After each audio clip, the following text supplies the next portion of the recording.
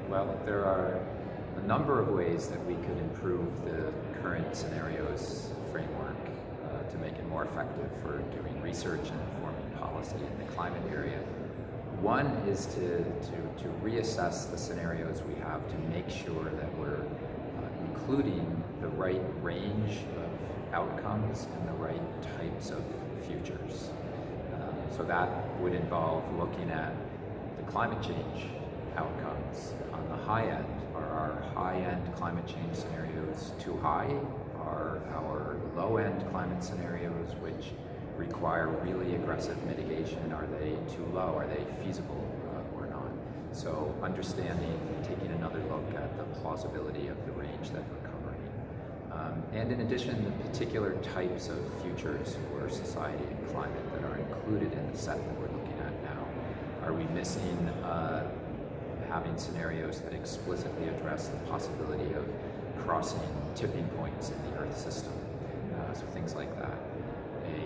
A second area that I think we can and should improve is making the scenarios more useful and more relevant to issues outside, beyond the climate issue.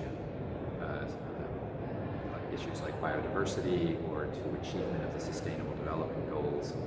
The scenario framework is being used to address those topics, but there are some shortcomings in how well they work for those topics.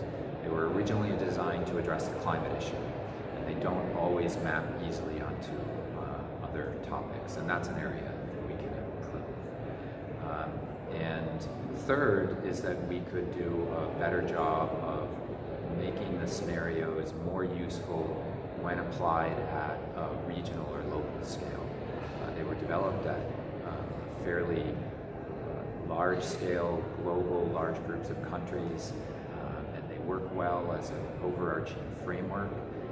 And there are many different approaches being used to apply these, then adapt them to specific local or regional circumstances.